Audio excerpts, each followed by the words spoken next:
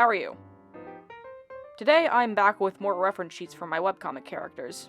This time I have 2 more members of the Magic Self-Help group run by Scary Owl Lady Marielle, who I covered back in October. I also uploaded the process for the reference sheets of Talia and Aspen, who are also part of Dawnrise Counseling Associates, the Magic Self-Help group, as well as Safia, one of the protagonists of the story and the chief of the Magic Investigation Bureau that plays a big part in the story.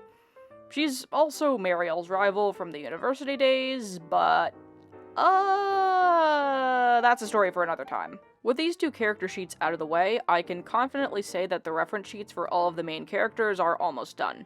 At least the characters with the greatest amount of screen time. This goes for all 4 of the main protagonists, and all of the not really protagonists. Marielle is a villain through and through, but many of her underlings have varying reasons for joining her, and not all of them think the same way she does. Anyway, I'm not here to talk about the moral compasses of my main characters, I'm here to talk about the process of designing them and polishing up their final designs. Or what I hope will be their final designs.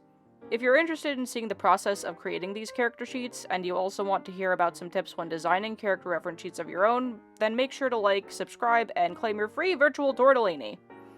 I don't actually have tortellini, but it'll be there in spirit. Anyway, let's get to it. First up is a character that I have shown on the channel before, but he got a few changes for his final design, as you'll see soon. So this is Emerick, Marielle's personal archivist. Or, as I sometimes call him, Grumpy Norwegian Deer Man. Technically Norwegian, since he's from a country analogous to Norway, if that makes any sense.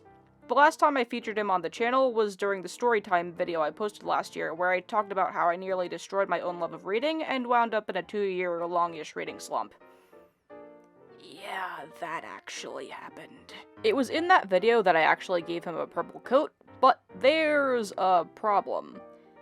There's another main character in my webcomic who has purple as their predominant color, and that character is Emerick's coworker Talia. I didn't want 2 characters, especially 2 characters in the same group, to share a similar color scheme, so I went with a beige taupe color palette for Emerick in his final design. Besides the changes in color, I made a couple of minor changes as well, though the most noticeable ones are the amount of lighter highlights he has in his hair.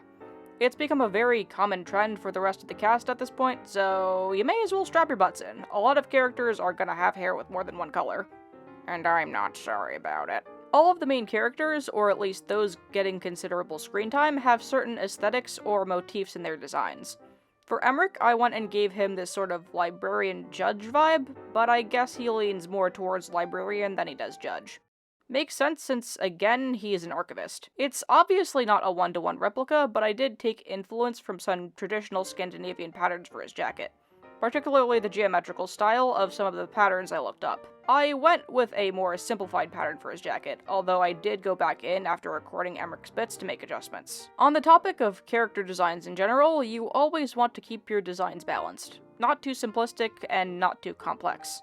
A few years ago I saw a Tumblr post saying, "Don't make your main character the hardest one to draw," and I absolutely agree. I actually think this goes for any character really, especially the ones who have at least some presence in your story, because then you're just gonna be shooting yourself in the foot. With character sheets, I've also made it a point not to do any shading.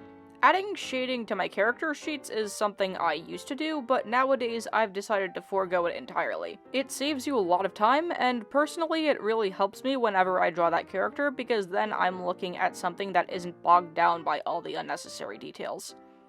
Also, since we're here, here's a coloring hack that I've used for these reference sheets, but really can be used just about anywhere when drawing. Go to the layer where the line art is, select all the blank spaces, and if you're using Clip Studio Paint, click Select in the top bar, scroll down to Expand Selected Area, and put in how many pixels you want the selected space to expand by. I usually stick with 1 or 2 pixels, depending on how thick the bordering lines are.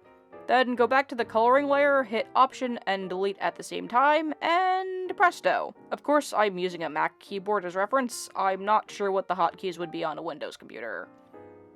Sorry. My coloring process when it comes to illustrations is a bit different, but if you want a time saver, that definitely helps, and I always use that trick where applicable. Aside from not making your main characters the hardest one to draw, I also try not to add too many colors to my character designs. Usually I have 2 main colors and 5 or 6 additional colors on a character's outfit. Well, okay, that's an estimate, but my point still stands. Sometimes I'll recycle colors from one article of clothing to put on another, so I don't make things too hard for myself, which is what I did with Emerick. But the hair and eye color will be different from the outfit at least half the time. For example, Talia, who I covered in my last character sheet video, has strawberry blonde hair and teal eyes, but her outfit is mostly black and purple.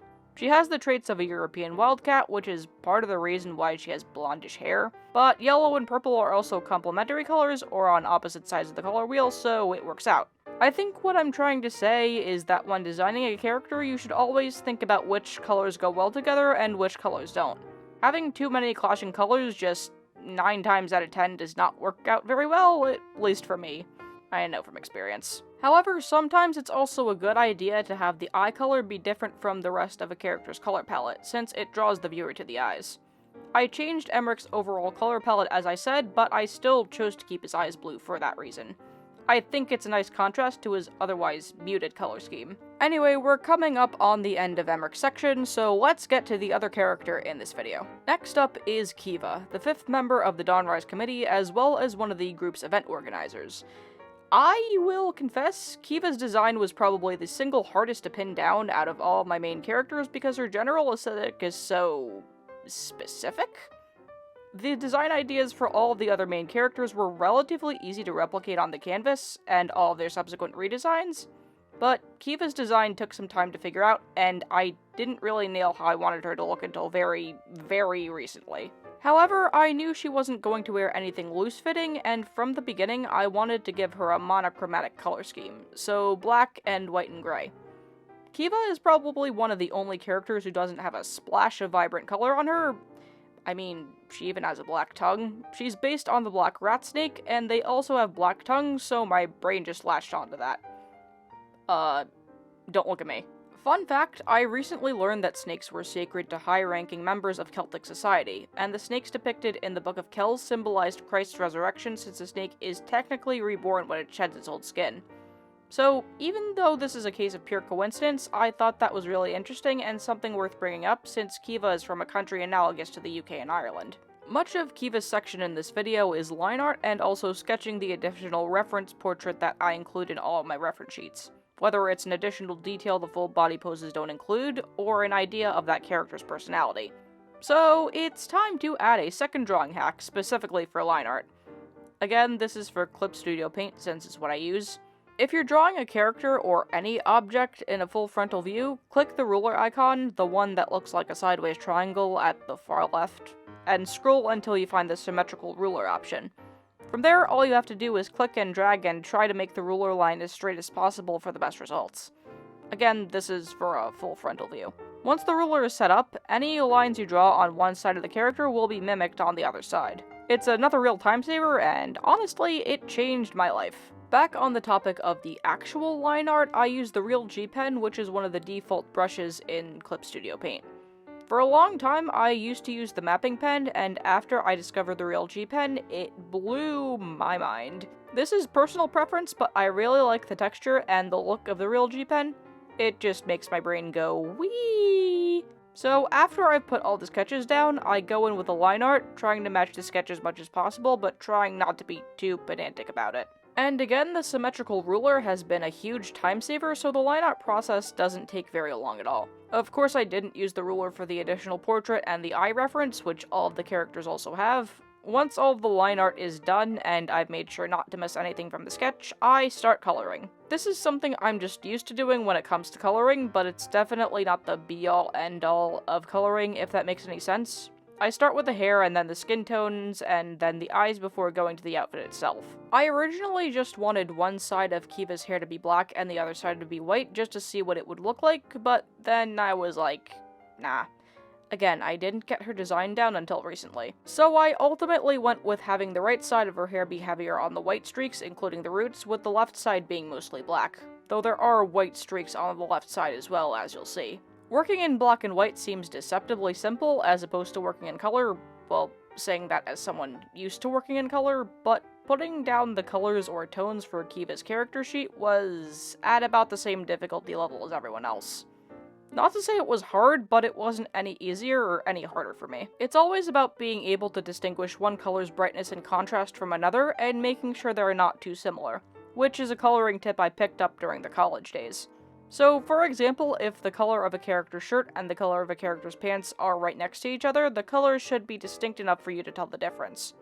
So, light blue and dark blue, green and red, you get the idea. Even though I did manage to get the general aspects of Kiva's design, there was still a bit of experimenting going on, including with her eyes. There was a pattern that I had in my head, but looking at it on the canvas, it wasn't quite what I wanted, so I simplified it into a gray outer ring along with a white oval-like pupil, and I think it looks a lot better personally. Finally, once I got to the snake tail, I blocked in the colors and then went over the border between the white and the black with a droplet airbrush to kind of mimic the scales of the tail so it feels more natural and snake tail-like. I was kinda worried that I'd encounter some sort of pothole with Kiva's character sheet, but I am very, very pleased with how she turned out. So, all in all, the results of this character sheet have very much put my mind at ease. And that about does it for this video.